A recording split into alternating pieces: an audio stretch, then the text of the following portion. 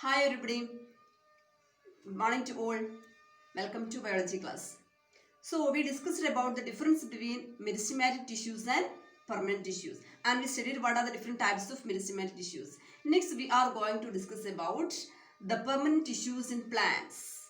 So mainly the plant tissues are classified into two: meristematic tissues and permanent tissues. So what are the different types of permanent tissues? So before starting about this permanent tissues, I have to say something about the two types of plants. Mainly the angiospermic plants, that is a high order plants.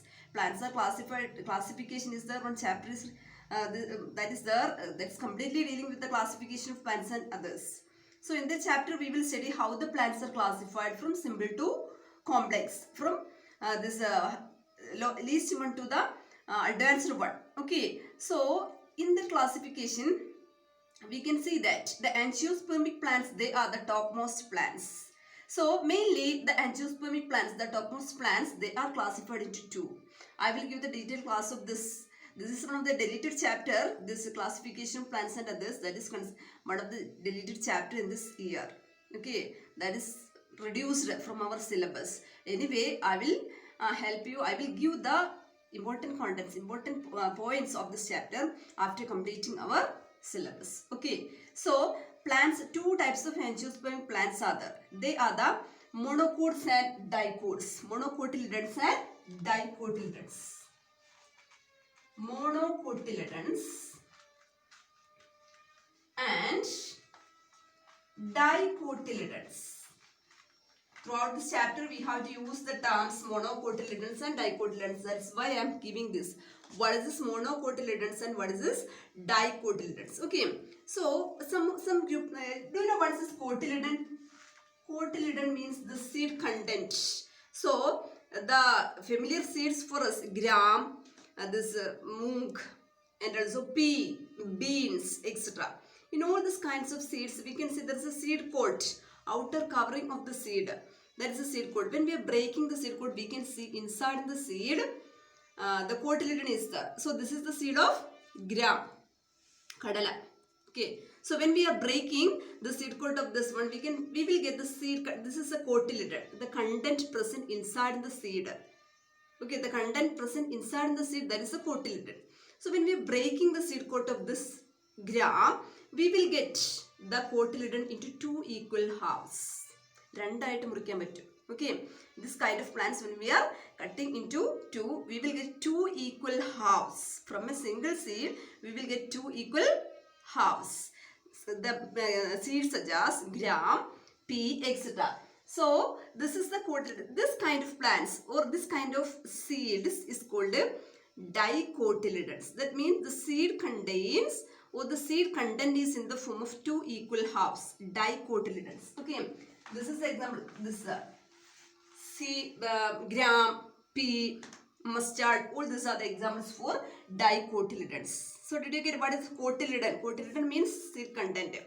So in case of dicotyledons, the seed content is in the form of two equal halves. Whereas in case of rice, wheat, etc., what is the condition? Only a single cotyledon is there. When we are breaking the seed coat of this one, we will get the this content only as a single one.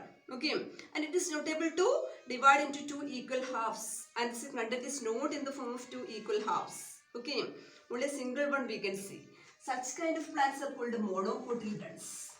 Monocotyledons. Okay, so monocotyledons, and based on the cotyledon we are classifying the plants, but a number of differences are there. When we are looking the plant body, we can see a number of differences existing between the monocots and dicots.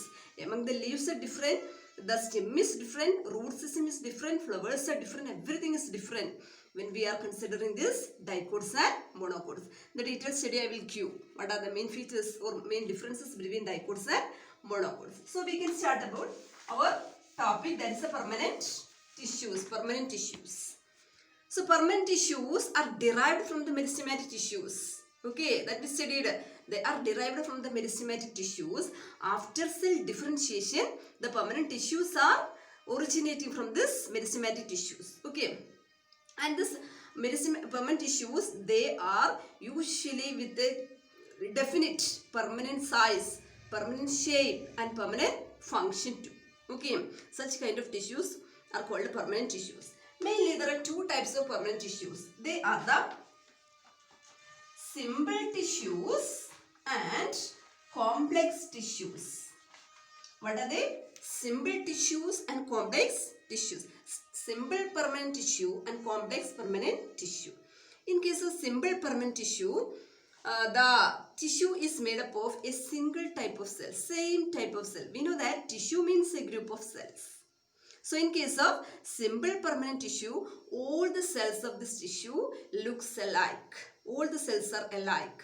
All the cells are alike in size, in shape and in function too. Such kind of cells are called, or such kind of tissues are called simple permanent tissues.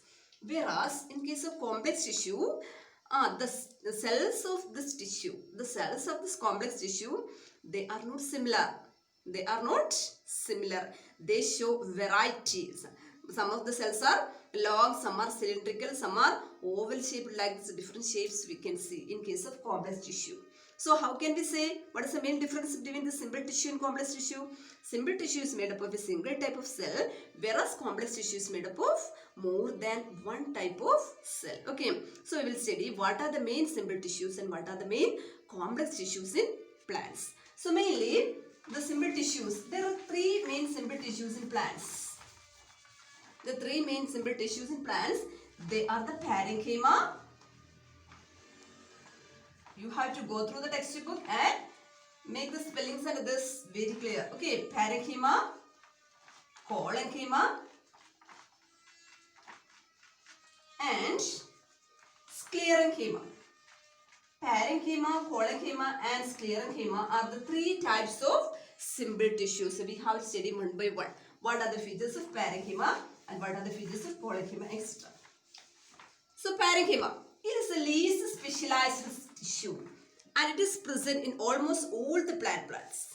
So location of parenchyma, that is the least specialized tissue and that is present in almost all the plant parts. We can see the structure of this parenchyma. Parenchyma tissue or the cells of this parenchyma, they are made up of, or they are oval shaped cells. Oval shaped or polygonal also. Polygonal shaped cells. So some parenchyma cells are oval shaped, some are round and some are polygonal in its cross section. Okay, and the cells, all the cells are living. Parenchyma, all the parenchyma cells are living with a single nucleus at one side, a large vacuole we can see, and around the vacuole what we can see? The cytoplasm. This is the vacuole. Vacuole is present, then nucleus is there. In between this nucleus and vacuole we can see the cytoplasm. Cytoplasm is also present. So you have to draw, when you are drawing the parenchyma cells like this, you have to draw in all the cells. You want to mark the cytoplasm, vacuole and nucleus. All the cells are living. That is why living. Protoplasm we can see. Protoplasm means cytoplasm plus nucleus.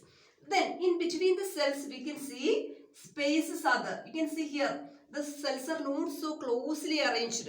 But we can see spaces we can see in between the cells. These spaces are called intercellular spaces. Intercellular spaces.